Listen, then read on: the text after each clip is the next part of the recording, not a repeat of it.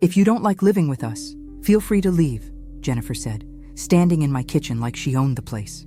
10 minutes later, she was screaming for the police, claiming I'd lost my mind. What she didn't expect was that I'd been recording our conversation the entire time. If you're watching this, subscribe and let me know where you're watching from. Let me tell you how I ended up packing my daughter-in-law's belongings while she called 911 on me. It started 8 months ago when my son Daniel lost his job at the accounting firm. "Just temporarily, Mom," he'd said, showing up at my door with Jennifer and their 2 suitcases. "Until I get back on my feet." I'm Margaret Walsh, 67 years old, and apparently naive enough to believe that temporarily meant what it used to mean.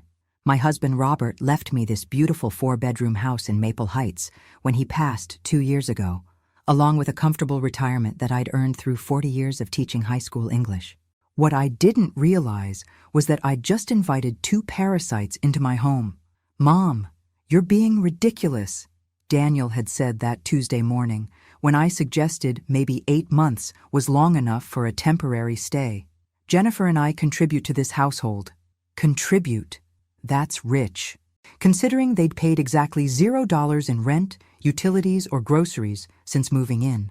Jennifer worked part-time at a salon and spent most of her income on designer coffee and online shopping.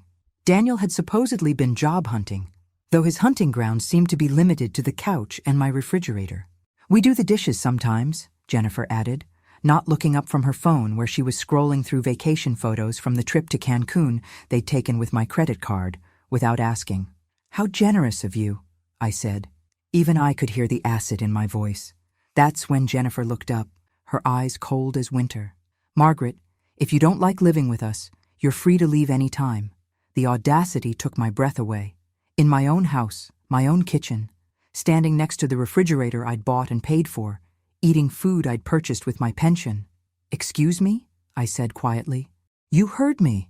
Nobody's forcing you to stay here if we're such a burden." Daniel shifted uncomfortably, but said nothing. My own son, watching his wife kick his mother out of her own home. That's when something snapped inside me. The old Margaret would have apologized, maybe even started packing her own bags. But this Margaret had been pushed too far. "You know what, Jennifer? You're absolutely right." I walked upstairs to the guest room where they'd been sleeping and pulled their largest suitcase from the closet. Jennifer followed me, probably expecting to see me fold my clothes into it. Instead, I started tossing her things inside. Her expensive workout clothes that had never seen a gym, the jewelry she'd bought with money they didn't have, the designer handbags cluttering my dresser. "What are you doing?" she shrieked. "Packing," I said calmly, adding Daniel's collection of gaming equipment to the pile. "Isn't this what you wanted?" "Not our stuff." "Your stuff!" I paused, holding one of her ridiculously overpriced sweaters. "Oh, honey, I'm not the one who needs to leave. This is my house. My name is on the deed." Her face went white, then red, then purple. She pulled out her phone and started dialing frantically. "Yes, I need police and an ambulance," she said, her voice suddenly shaky and tearful. "My mother-in-law is having some kind of breakdown. She's acting completely erratic, and I'm scared for everyone's safety." Mother-in-law? Since when was I family? "She's threatening us and packing our belongings. I think she might be having a psychotic episode." I kept packing, amazed at how calm I felt. Let her call whoever she wanted. This was still my house. What I didn't know was that Jennifer had been planning this moment for months. 7 minutes after Jennifer's dramatic phone call, my doorbell rang. Through the window, I could see 2 police officers and a paramedic standing on my porch. Behind them was a black sedan I didn't recognize. "Mrs. Walsh?" The older officer was polite but cautious. "We received a call about a disturbance." "Please come in," I said, stepping aside, though I'm not sure what disturbance they're referring to. Jennifer appeared at the top of the stairs, her face streaked with what looked like genuine tears. "Officers, thank God you're here." She just started throwing our things around, shouting about how we don't belong here. I've never seen her like this. The younger officer looked between us. "Ma'am, is this your residence?" "Yes, it is. I've lived here for 32 years. "And you, miss?" "I'm Jennifer Walsh, Daniel's wife. Daniel is Margaret's son. We've been staying here to help take care of her since her husband died." "Help take care of me?" I almost laughed. The woman who couldn't remember to flush the toilet was taking care of me? Mrs. Walsh, the older officer said gently, your daughter-in-law says you were packing their belongings and asked them to leave. Can you tell us what happened? Certainly. Jennifer told me that if I didn't like living with them, I was free to leave. Since this is my house, I suggested they might be the ones who should leave instead. The paramedic stepped forward. He was young, probably fresh out of training. Mrs. Walsh, I'm going to ask you a few questions, just to make sure you're feeling okay. Can you tell me what day it is? Tuesday, October 15th. It's 2:30 in the afternoon, and I'm feeling perfectly fine, thank you. Do you know who the president is? I rattled off the current political information, my address, my social security number, and even recited the opening lines of Hamlet for good measure. The paramedic looked confused. She seems completely lucid, he said to the officers. That's when the man from the black sedan appeared. He was tall, silver-haired, and wore an expensive suit that screamed private practice. Officers, I'm Dr. Bradley Cooper. I'm a psychiatrist, and Mrs. Walsh has been one of my patients. I stared at him. I beg your pardon? I've never seen you before in my life. Margaret, Dr. Cooper said in that condescending tone medical professionals use on difficult elderly patients. You came to see me last month about your memory issues and paranoid thoughts about your family. That's impossible. I don't have memory issues, and I certainly don't have paranoid thoughts. Jennifer descended the stairs slowly, her tears flowing freely now. Mom, you don't remember? You've been so confused lately. Last week you accused Daniel and me of stealing your credit cards. Because you did steal my credit cards. The words came out louder than I intended. And I saw the officers exchange glances. Dr. Cooper nodded sagely. This kind of angry denial is very common with dementia patients. They often accuse family members of theft or conspiracy. I do not have dementia. Mrs. Walsh, the older officer said carefully, would you mind if we took a look around? Just to make sure everything's okay? Of course. I led them through my pristine house. The living room where Jennifer's magazines were scattered across my coffee table, the kitchen where their dirty dishes sat in my sink, my home office where Daniel had been using my computer to play online poker. In the guest room, their belongings were indeed scattered across the floor where I'd been packing them. To someone who didn't know the context, it might have looked like the actions of someone having a breakdown. Dr. Cooper examined the scene with theatrical concern. Margaret, can you explain why you were packing these items? Because Jennifer told me if I didn't like living with them, I could leave. I was simply taking her advice and helping them pack. But these aren't your belongings to pack, he said gently. They're in my house. They've been here 8 months without paying rent. Jennifer sobbed louder. She's been getting more and more agitated about money. Yesterday, she accused us of not contributing, even though we pay for groceries all the time. I wanted to ask her to produce a single receipt, but something in Dr. Cooper's eyes warned me that anything I said would be used as evidence of my deteriorating mental state. The realization hit me like a physical blow. This wasn't a spontaneous breakdown response. This was planned. Mrs. Walsh, we'd like you to come with us to the hospital, Dr. Cooper said, his voice dripping with false compassion. Just for observation. A few tests to make sure you're okay. And if I refuse? Well, the older officer interjected, we can't force you, but Dr. Cooper here has some concerns about your mental state. I looked around my living room at the assembled cast of my apparent breakdown. Jennifer clutching tissues, Daniel hovering uselessly in the background, 2 cops who clearly wanted to be anywhere else, a paramedic checking his watch, and a psychiatrist I'd never met claiming to be my doctor. You know what? I'll go to the hospital, but I want to call my attorney first. Margaret, Jennifer said quickly, you don't need an attorney. We're family. We just want you to get better. Family. Right. The same family that had been living in my house rent-free while telling me I could leave if I didn't like it. I picked up my phone and dialed Margaret Chen, my lawyer who'd handled Robert's estate. She answered on the second ring.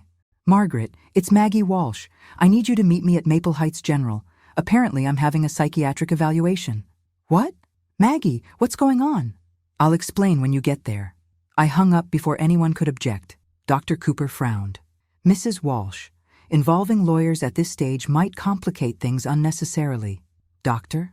Since I've never met you before, and you're not actually my physician, I think having legal representation is perfectly reasonable. The younger cop looked confused. Wait, if she's never met you, How are you, her doctor? Dr. Cooper's smooth facade cracked slightly. Mrs. Walsh is clearly confused about our previous sessions. When exactly did these sessions take place? I asked sweetly.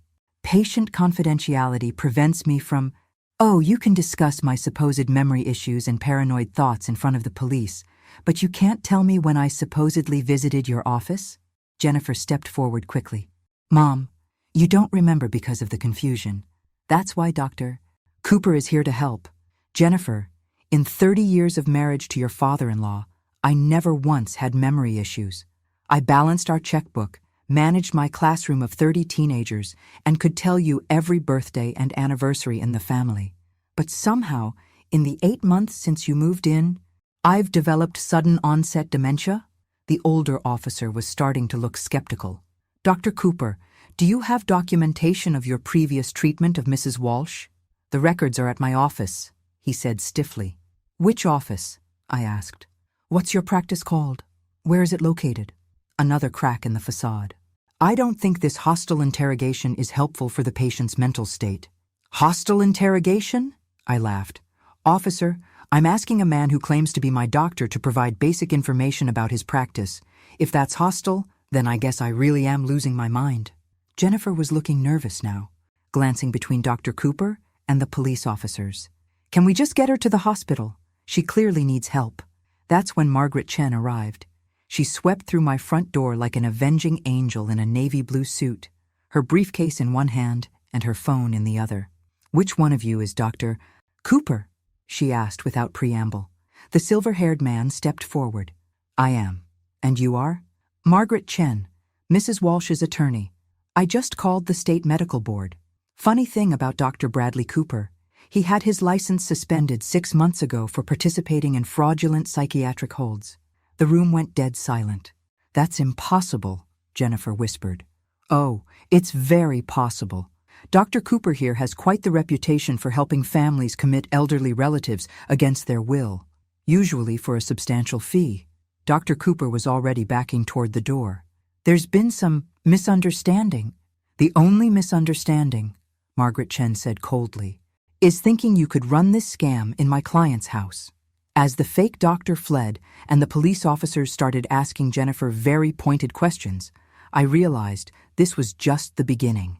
The next morning, I sat in Margaret Chen's office drinking coffee from real china cups while she spread documents across her mahogany desk. After the police had taken statements and Dr. Cooper had vanished into the night, Jennifer and Daniel had retreated to the guest room, presumably to plan their next move. How long has this been building? Margaret asked, adjusting her reading glasses. 8 months officially, though I think Jennifer's been sizing up my house since the day she met Daniel. I took a sip of coffee. She always had an opinion about how I could better utilize my space. Margaret nodded. The fake psychiatric hold is a sophisticated scam. Dr. Cooper, his real name is Brian Kellerman, by the way, has been running this operation in 3 different states. How does it work? Family member calls claiming elderly relative is having a breakdown. Kellerman arrives, poses as the person's doctor, convinces police the person needs emergency psychiatric hold. Once the person is committed, the family has 72 hours to initiate guardianship proceedings. The implications hit me like ice water. They were trying to have me declared incompetent. Exactly. Your daughter-in-law would become your legal guardian with control over your assets, your house, your medical decisions. Everything. I thought about Jennifer's confident demeanor yesterday, the way she'd seemed so prepared with her tears and her story about my memory issues. This wasn't spontaneous. She's been planning this. Margaret pulled out another file. I did some research on Jennifer Walsh last night. Fascinating woman. Before she married your son, she was Jennifer Parker, then Jennifer Martinez, then Jennifer Thompson. 3 marriages? 3 elderly spouses. Her first husband was 72. Left her his condo in Florida when he died of a sudden heart attack. Second husband was 68, left her his investment portfolio after a convenient fall down the stairs. Third husband was 75, signed over his assets to her just weeks before he was found dead in his pool. My hands were shaking. And now she's married to my son, who's 42 and completely healthy, but his mother— Margaret let the sentence hang. His mother is 67, with a paid-off house and a substantial retirement account. Bingo. Daniel might not even know what Jennifer's really planning. Some of these women are very skilled at manipulation. I stood up and walked to Margaret's window, looking out at the busy street below. Normal people going about their normal lives, unaware that predators like Jennifer existed. What do? First, we document everything. I want you to install security cameras in your house today. Record every conversation, every interaction. Second, we contact the other jurisdictions where Jennifer operated. Build a pattern of behavior. And third, Margaret smiled grimly, third, we give Jennifer Walsh exactly what she deserves. That afternoon, I returned home to find Jennifer in my kitchen making herself a sandwich. She looked up when I entered, her expression carefully neutral. How are you feeling today? Mom? Mom. She'd never called me that before yesterday. I'm feeling quite well, thank you. Although I am curious about something. What's that? She was being so careful, so concerned. The perfect daughter-in-law tending to her confused mother-in-law. I was wondering about your previous marriages. Jennifer's hand froze halfway to the mustard jar. My what? Your previous husbands. I met the most interesting police detective today. He had some fascinating stories about recent widow Jennifer Parker, Jennifer Martinez, and Jennifer Thompson. The color drained from her face. I don't know what you're talking about.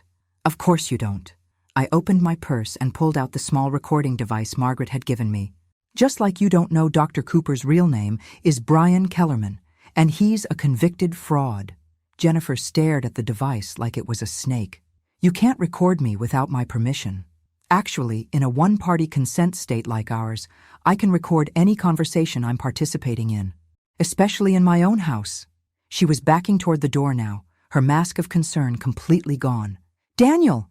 My son appeared from the living room, remote control still in his hand. What's wrong? Your mother is recording us. She's completely paranoid.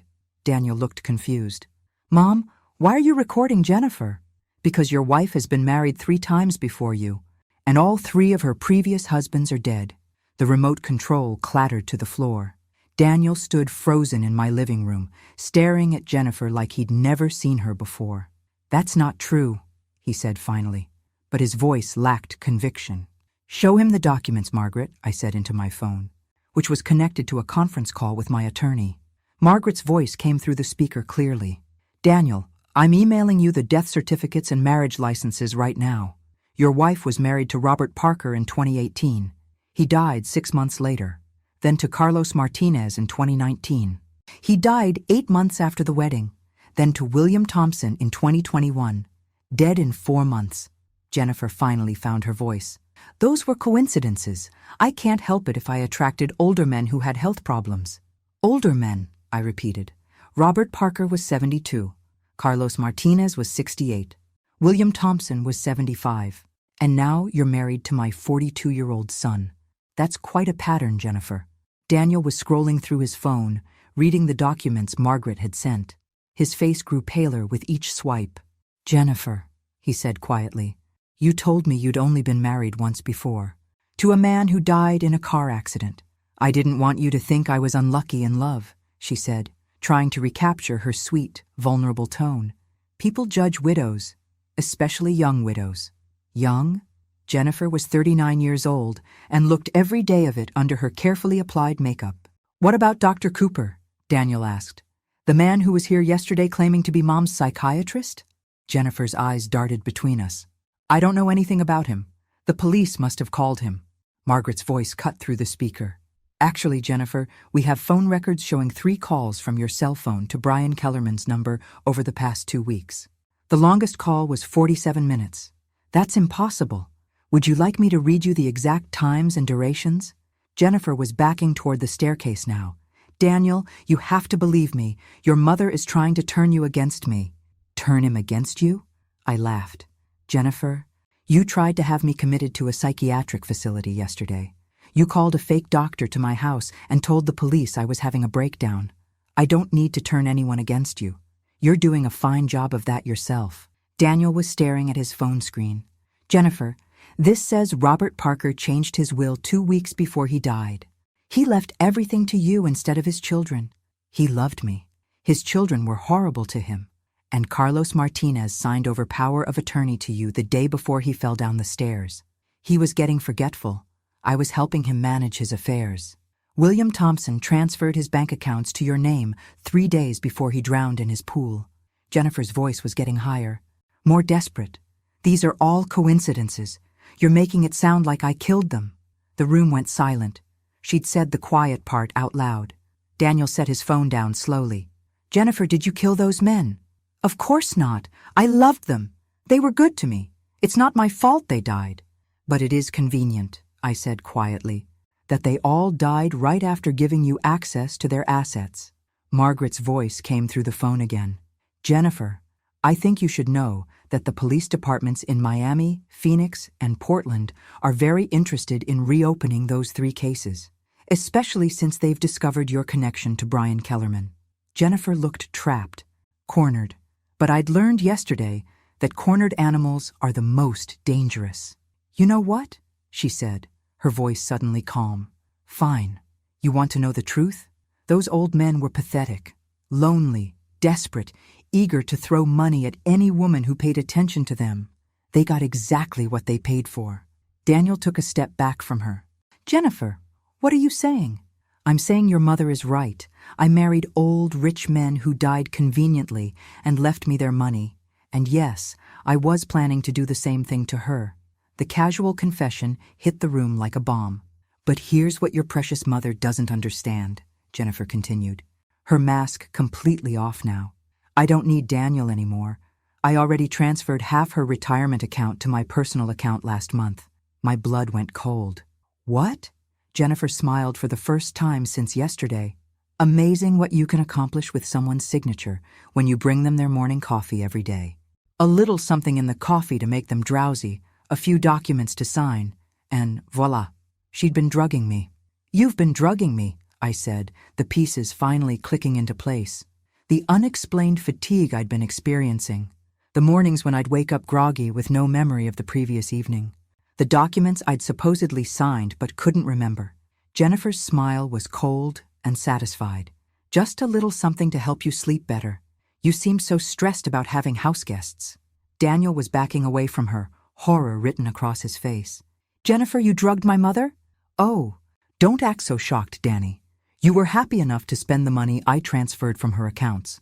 That vacation to Cancun, the new gaming equipment, the designer clothes I bought you. Where did you think the money was coming from? I thought you were working. I thought your salon job paid minimum wage plus tips. Really, Daniel, you're even more naive than your mother. Margaret's voice crackled through the phone speaker. Jennifer, I need you to know that this entire conversation is being recorded. And as of 10 minutes ago, the FBI has frozen all bank accounts associated with your Social Security number. Jennifer's confidence faltered. You can't do that.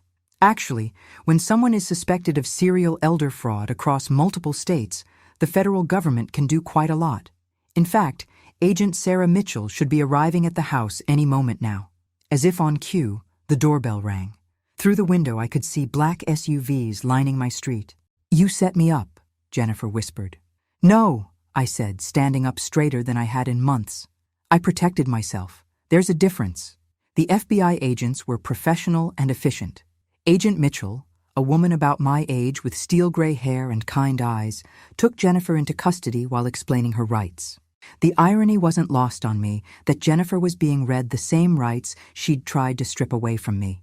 Mrs. Walsh, Agent Mitchell said after Jennifer had been taken away, we're going to need you to come to the field office tomorrow to give a full statement.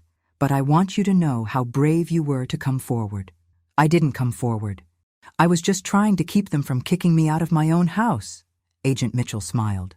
Sometimes the bravest thing we do is simply refuse to be victims. After the agents left, Daniel and I sat in my living room in awkward silence. He looked older somehow, smaller. The man who'd watched his wife insult me in my own kitchen was gone, replaced by someone who was clearly questioning everything he thought he knew about his life. Mom, he said finally, I didn't know about any of it. I swear to you, I had no idea what Jennifer was doing. I studied his face, looking for the truth. But you knew she was disrespectful to me. You heard her tell me to leave my own house. And you said nothing. He nodded miserably. You're right. I was weak. I was so grateful that someone wanted to be with me after I lost my job. I didn't want to rock the boat. And now? Now I realize I chose a woman who was planning to murder my mother over the son who let her get away with it. He looked up at me with tears in his eyes. Can you ever forgive me? I reached over and took his hand. Daniel, you're my son. I love you, but you need to understand that respect isn't optional. Not in my house, not in my life. I understand. And Mom, I'm going to find my own place. You deserve to have your house back. I squeezed his hand. One thing at a time. First, we're going to figure out how much money Jennifer stole and get it back. Then we're going to make sure she never has the opportunity to hurt another family. What I didn't tell him was that I'd already decided what I was going to do with the money once we recovered it. Jennifer Walsh thought she could prey on vulnerable seniors with impunity. She was about to learn how wrong she was. 3 weeks after Jennifer's arrest, I was sitting in Agent Mitchell's office, staring at a number that made my head spin. She stole $347,000 from you over 8 months, Agent Mitchell said, sliding the bank statements across her desk. But here's what's interesting. She only spent about $60,000 of it. Where's the rest? That's what we're trying to figure out. Jennifer was part of a larger operation. We think your case was just one piece of a much bigger puzzle. I leaned back in the uncomfortable government-issued chair. How much bigger? Agent Mitchell pulled out a thick file. We've identified at least 15 other victims across 6 states, all elderly, all targeted the same way. Fake psychiatric holds, fraudulent power of attorney documents, forged signatures. 15 people like me? 15 people who weren't as smart as you, she corrected. Most of them are now in nursing homes, declared incompetent by courts, their assets controlled by loving family members who are actually part of this network. The scope of it was staggering. Jennifer was working with other people? Jennifer, Brian Kellerman, at least 3 other fake doctors, several corrupt lawyers, and what appears to be a placement coordinator who identifies targets. Placement coordinator? Agent Mitchell opened another file. Someone who works in healthcare or senior services, identifies wealthy elderly people who are isolated or vulnerable, and passes their information to the team. I thought about how easily Jennifer had waltzed into my life through Daniel. How did they find me? We're still investigating that. But Mrs. Walsh, we need your help. What kind of help? The other victims can't testify. They've been declared mentally incompetent, or they're too scared, or they've been convinced by their captors that they're actually sick. You're the only victim who fought back successfully. What are you asking me to do? Agent Mitchell leaned forward. Help us catch the rest of them. There's someone at the top of this operation we haven't identified yet. Someone who's been running this scam for at least 5 years. I thought about those 15 other people, trapped in nursing homes. Their families probably told they were getting the best care, while their life savings disappeared into criminal accounts. What would I need to do? Act as bait. The plan was elegant in its simplicity. Agent Mitchell explained it over coffee in my kitchen 3 days later, with Daniel listening in shocked silence. They would leak information that I'd recovered my stolen money and was looking to invest it safely. They'd monitor the phones and digital communications of everyone in Jennifer's network who hadn't been arrested yet. The idea is that someone will approach you with a new investment opportunity or financial service, Agent Mitchell said. Someone trustworthy, probably recommended by a friend or through your church or community center. And then we see how deep this rabbit hole goes. Daniel shook his head. Mom, this sounds dangerous. What if something goes wrong? I patted his hand. Honey, something already went wrong. Your wife tried to have me committed and steal my life savings. At this point, danger is relative. Agent Mitchell smiled. Mrs. Walsh will be completely protected. We'll have agents nearby at all times, and she'll be wearing recording equipment. Plus, we think the approach will be subtle at first. These people are patient. They were right about that. It took exactly 6 days. I was at the grocery store Thursday morning when a woman approached me in the cereal aisle. She was about my age, well-dressed, with the kind of professional appearance that screamed trustworthy. Excuse me, she said with a warm smile. Aren't you Margaret Walsh? I'm Helen Curtis. I think our daughters went to high school together. I didn't recognize her, but I smiled politely. Nice to meet you, Helen. I hate to bother you, but I couldn't help overhearing you talking to the pharmacist about managing your retirement funds. I just went through something similar after my husband passed. My radar immediately went up. I hadn't been talking to the pharmacist about my finances. Oh? Yes, and I found the most wonderful financial advisor. He specializes in helping widows protect their assets from family members who might take advantage. There it was, the hook, delivered with perfect timing and false sympathy. That's very kind of you to mention, I said carefully. Helen handed me a business card. His name is Robert Davidson. He's helped so many of us ladies in similar situations. Very discreet, very professional. After she walked away, I immediately texted Agent Mitchell the details. Her response came back quickly. Perfect. We know Robert Davidson. He's been on our radar for months. 2 days later, Robert Davidson called.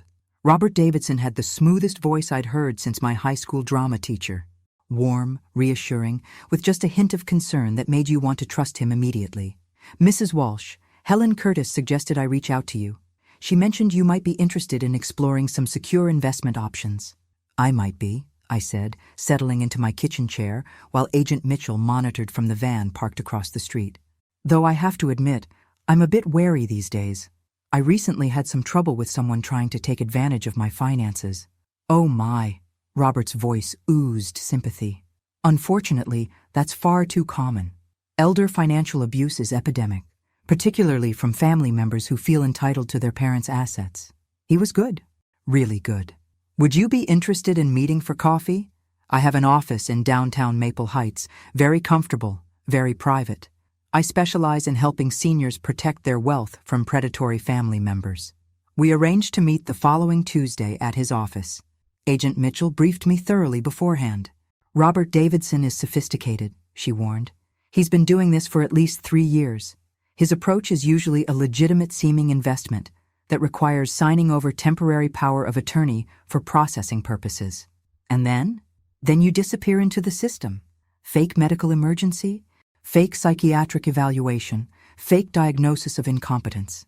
By the time your real family figures out what happened, your assets are gone and you're in a locked facility somewhere. How many people has he done this to? We think at least 20.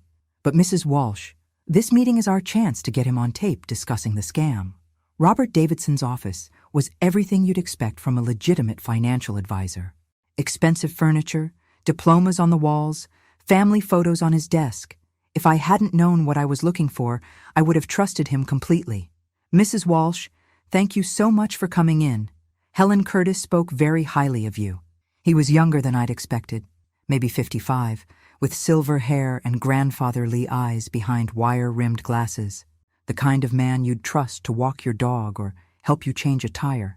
Helen seems lovely, I said, taking the seat across from his desk. She's one of my success stories, actually. When we first met, her stepchildren were trying to have her declared incompetent so they could access her late husband's estate. Now her assets are completely protected. How did you manage that? Robert leaned forward conspiratorially. Between you and me, Margaret. May I call you Margaret? There are legal strategies available to seniors that most people don't know about. Ways to protect your assets that go beyond simple trusts or wills. Such as? Well, there's a process where we can temporarily transfer your assets into a protective holding account while we establish what's called a senior asset shield. It's completely legal, but it has to be done correctly. Temporarily transfer my assets? Just while the paperwork is processed. Usually takes about 2 weeks. During that time, your money is completely safe from any family members who might try to claim you're incompetent or unable to manage your affairs. I pretended to consider this. That sounds complicated. Not at all. I handle everything. You just sign a few documents giving me temporary authority to move your funds, and I take care of the rest. Helen went through the exact same process. And where exactly are my assets transferred to during this process? Robert's smile never wavered. A secure holding account managed by my firm. Fully insured, completely safe. You'll get statements showing exactly where every penny is. I see. And what happens if something were to happen to me during those 2 weeks? If I had a medical emergency or something? Well, that's the beauty of the system. If you become incapacitated for any reason, the protective hold remains in place until you're able to manage your affairs again. Your family can't touch the money. Predatory relatives can't manipulate you into bad decisions. It's foolproof. I bet it was foolproof. For him. Robert, I have to ask. This all sounds almost too good to be true. How do I know this isn't some kind of scam? His expression shifted to one of hurt surprise. Margaret, I understand your concern. After what you've been through with your family situation, of course you're suspicious. But I've been helping seniors protect their assets for over a decade. I can provide references, testimonials, whatever you need to feel comfortable. I'd like to think about it. Of course, but Margaret, I have to tell you, based on what Helen mentioned about your recent troubles, time might be of the essence. If your family is already trying to challenge your competency, every day we wait gives them more opportunity to build a case against you. The perfect pressure tactic. Create urgency based on manufactured fear. How quickly could we do this if I decided to move forward? I could have the paperwork ready by tomorrow. The whole process could be completed by Friday. 4 days to steal my life savings and disappear me into the system. I'll call you tomorrow with my decision, I said, standing to leave. As I shook his hand goodbye, Robert Davidson smiled warmly.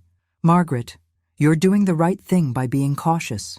It shows you're exactly the kind of intelligent, careful person who deserves to have her assets protected. Walking to my car, I felt sick. This man was so convincing, so professional, so perfectly calibrated to exploit the fears of elderly people who'd already been victimized. But I also felt something else. Fury. Agent Mitchell was waiting in my kitchen when I got home from the meeting, along with 2 other agents I hadn't met before. The recording equipment had captured every word of my conversation with Robert Davidson. Outstanding work, Mrs. Walsh, Agent Mitchell said, pulling up the audio files on her laptop. He laid out the entire scam in detail. How many people do you think he's done this to? I asked, pouring coffee for everyone. Based on what we've learned from Jennifer's records, we think Robert Davidson is the placement coordinator for this entire operation. He identifies the targets, gains their trust, gets them to sign over power of attorney, then hands them off to the medical team. One of the new agents, a young man who looked like he should still be in college, leaned forward. Mrs. Walsh, we think Davidson has been running this operation for at least 5 years.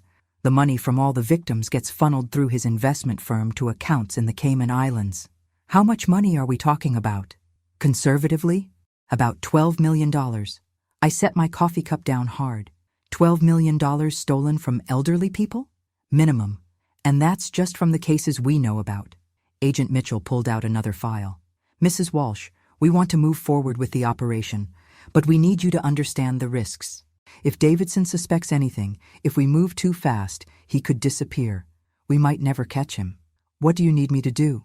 Call him tomorrow and agree to the asset protection plan. We'll have agents positioned around his office and recording everything. When he has you sign the power of attorney documents, we'll have enough evidence to arrest him. And what about the people he's already victimized? The ones in nursing homes. Once we arrest Davidson and get access to his records, we can start the process of getting them released and their money returned. But it's going to take time. Some of them have been in the system for years. That night, I couldn't sleep. I kept thinking about Helen Curtis, who had approached me so smoothly in the grocery store. Was she a victim who'd been turned into a recruiter, or was she part of the operation from the beginning? I also thought about the 15 people Agent Mitchell had mentioned. 15 seniors sitting in nursing homes right now, probably being told by staff that their families didn't want to see them anymore, that they were too sick to manage their own affairs. 15 people who had no idea that their life savings had been stolen while they were being slowly drugged into compliance. At 3 a.m, I got up and made a list of questions I wanted to ask Robert Davidson. If I was going to help bring down this operation, I was going to do it right. The next day, I called Davidson's office.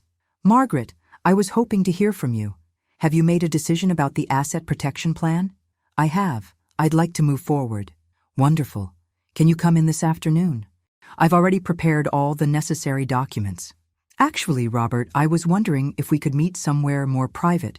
Your office felt a bit formal yesterday. Is there somewhere quieter we could go? There was a pause. Where did you have in mind? What about my house?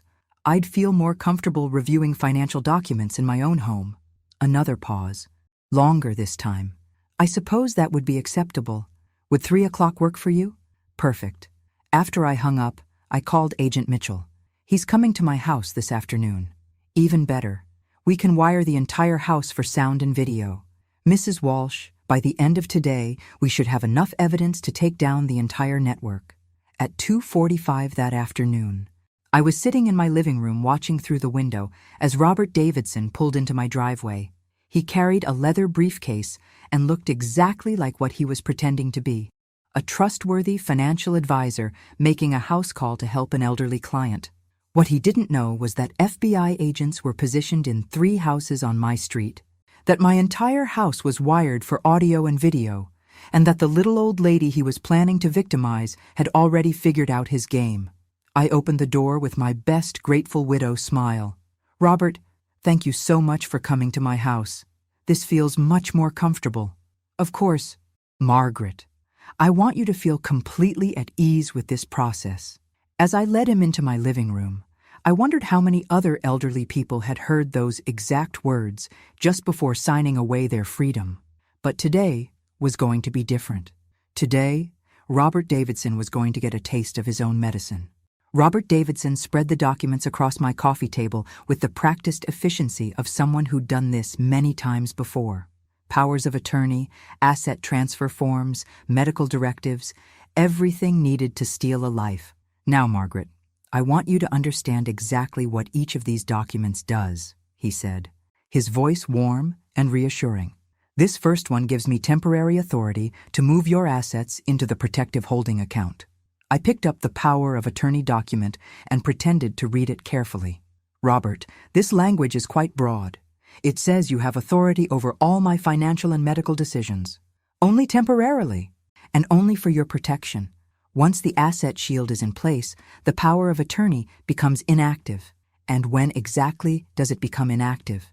He hesitated for just a moment. "Once I determine that your assets are fully protected from any potential threats." "I see. And who determines when that is?" "Well, I do, based on my professional assessment of your situation." I set the document down. "So essentially, you decide when to give me back control of my own money." Robert's smile flickered slightly. "Margaret, I understand your concern, but you have to trust the process. This is exactly how we protected Helen Curtis's assets." "Speaking of Helen, I'd love to talk to her about her experience. Could you give me her phone number?" "I'm afraid I can't share client contact information. Confidentiality, you understand." "Of course, but surely she wouldn't mind me calling her. After all, she's the one who recommended you." Robert was looking uncomfortable now. "Perhaps we could arrange for her to call you after we complete the paperwork." "Why not before?" "Because—" He stopped, clearly realizing he was painting himself into a corner. "Margaret, I sense some hesitation on your part. Is there something specific that's concerning you?" I leaned back in my chair and looked at him carefully. This man who made his living by destroying elderly people's lives. This predator who had perfected the art of seeming trustworthy while planning betrayal. "Robert, I'm curious about something. How did Helen Curtis know I was talking to the pharmacist about my finances?" His face went blank. "I'm sorry?" "When she approached me at the grocery store, she said she overheard me discussing retirement funds with the pharmacist, but I never had that conversation." "Perhaps you forgot. Robert, I'm 67 years old, not 97. My memory is perfect. So how did Helen know to approach me?" The friendly mask was slipping now. "Margaret, I think you're overthinking this." "Am I?" "Because I'm also curious about something else. You said you've been helping seniors for over a decade, but your business license was only filed 3 years ago." Robert started gathering up the documents. "I think perhaps this isn't the right time for you to make these kinds of financial decisions. Actually, I think this is the perfect time." I stood up and walked to my window. "Robert, do you see that van parked across the street?" He turned to look, and I saw his face go pale. "That's FBI agent Sarah Mitchell. She's been listening to our entire conversation." Robert was on his feet now, stuffing papers into his briefcase. "This is entrapment." "No, Robert. Entrapment is what you do to elderly people. This is justice." He was moving toward the door when it opened, and Agent Mitchell walked in, followed by 2 other agents. "Robert Davidson, you're under arrest for elder fraud, identity theft, and conspiracy to commit kidnapping." As they read him his rights and led him away in handcuffs, Robert looked back at me with pure hatred in his eyes. "You have no idea what you've done," he said. This is bigger than you think. Agent Mitchell closed the door behind them and turned to me with a smile. Mrs. Walsh, we couldn't have done this without you. What happens now? Now we use the information from Davidson's records to locate all the victims and start getting them released. And we follow the money trail to see how high this goes. 2 hours later, Agent Mitchell called me with news that made my blood run cold. Mrs. Walsh, we've been going through Davidson's files. This operation isn't just regional, it's national. And the person at the top, she paused. You're not going to believe this. Who is it? Davidson's been reporting to someone called the coordinator. Based on the communication patterns and financial flows, we think the coordinator has been running similar operations in at least 15 states. How much money? We're estimating over $50 million stolen from elderly victims over the past 8 years. I sat down heavily in my kitchen chair. $50 million? Mrs. Walsh, you didn't just help us catch a small-time scammer. You helped us uncover what might be the largest elder fraud operation in U.S. history. But the biggest shock was still coming. Agent Mitchell arrived at my house the next morning with news that changed everything I thought I knew about the case. Mrs. Walsh, we've identified the coordinator, she said, setting a file on my kitchen table. And you're going to want to sit down for this. I poured coffee and settled into my chair. Who is it? She opened the file and pulled out a photograph, a professional headshot of a woman in her 50s with perfectly styled silver hair and kind eyes. I stared at the picture, confusion flooding through me. I don't understand. Who is this? Dr. Patricia Kellerman. She's been running the entire operation from a senior care consulting firm in Chicago. Kellerman? As in Brian Kellerman, the fake psychiatrist? Her brother. But here's the part that's going to shock you. Patricia Kellerman is a real doctor. She's a licensed geriatrician who's been using her position in the medical community to identify and target victims. I studied the photograph more carefully. Something about the woman's face seemed familiar, but I couldn't place where I might have seen her. She uses her medical practice to identify elderly patients who are wealthy and isolated, Agent Mitchell continued. Then she refers them to what she calls specialized elder care coordinators, people like Robert Davidson. And her patients trust her because she's a real doctor. Exactly. Over the past 8 years, she's built a network of fake financial advisors, corrupt lawyers, and fraudulent medical professionals across 15 states. They've stolen over $50 million and placed more than 200 elderly people in secured facilities against their will. The scope of it was staggering. 200 people? We started making arrests across the country yesterday. We've recovered 37 victims so far, and we're working to locate the rest. Agent Mitchell pulled out another document. Mrs. Walsh, there's something else. We found your name in Dr. Kellerman's files. My blood went cold. What do you mean? You were targeted 18 months ago, long before Jennifer came into your life. She handed me a folder with my name on it. Inside were copies of my medical records, financial statements, property records, even photographs of my house. How did she get all this? We're still investigating, but we think someone in your medical provider's office was feeding information to Dr. Kellerman's network. I thought back to my annual physical 18 months ago, the routine blood work and screening tests. Had someone in my doctor's office been passing my information to these criminals? Mrs. Walsh, Jennifer didn't find your family by accident. She was directed to your son Daniel specifically because Dr. Kellerman's research showed you were the perfect target. What do you mean, perfect target? Agent Mitchell flipped through the file. Wealthy widow, adult children who live far away, no close family nearby, good health but getting older. You checked every box on their victim profile. The realization hit me like a physical blow. Daniel didn't meet Jennifer at a coffee shop. She sought him out. We think so. Jennifer's previous marriages all followed the same pattern. She would research wealthy elderly people, then target their adult children or grandchildren to gain access to the family. I thought about Daniel's whirlwind romance with Jennifer, how quickly they'd moved in together, how eager she'd been to meet me. I'd attributed it to young love, but it had been calculated predation from the beginning. There's more, Agent Mitchell said gently. Dr. Kellerman has been arrested in Chicago. When we searched her office, we found detailed plans for your case. You were going to be placed in a secured facility in Florida, where you would have been kept sedated and isolated while they drained your accounts. For how long? Until you died. Or until the money ran out. The casual brutality of it took my breath away. And my son? What would they have told Daniel? That you were getting the best possible care for your dementia, and that visits weren't recommended because they agitated you. I stood up and walked to my window, looking out at the street where I'd lived for 32 years. The neighborhood where I'd raised Daniel, where I'd buried my husband, where I'd planned to grow old peacefully. Mrs. Walsh, I want you to know that your actions didn't just save yourself. Because of what you did, we've been able to rescue dozens of other victims and shut down the largest elder fraud operation we've ever encountered. I turned back to Agent Mitchell. What happens to the money they stole? We're working to return as much as possible to the victims. In your case, we've recovered all of your funds plus interest. And the people who were placed in facilities? We're working with state authorities to get them released and reunited with their real families. It's going to take time, but we'll get them home. That afternoon, I sat in my garden with a cup of tea, thinking about everything that had happened. 6 months ago, I'd been a lonely widow, letting her son and his wife take advantage of her kindness. Today, I was a woman who had brought down a criminal empire. My phone rang. It was Daniel. Mom, I just saw the news.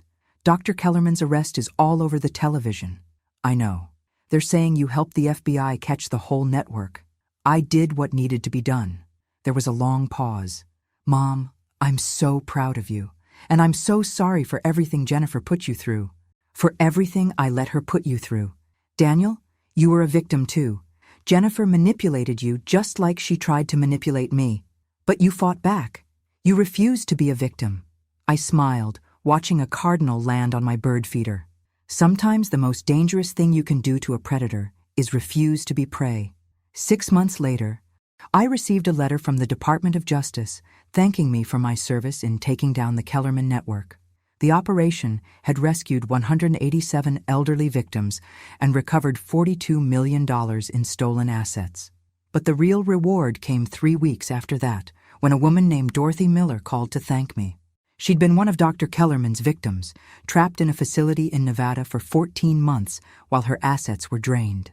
Mrs. Walsh, she said, her voice strong and clear, because of what you did, I'm back in my own home with my own family. You gave me my life back. That evening, sitting in my living room where Jennifer had once tried to convince police I was having a breakdown, I realized something important. I wasn't the same woman who had let her daughter-in-law walk all over her. I wasn't the grieving widow who had been too polite to stand up for herself. I was Margaret Walsh, 67 years old, and I was nobody's victim. Thanks for listening. Don't forget to subscribe and feel free to share your story in the comments. Your voice matters.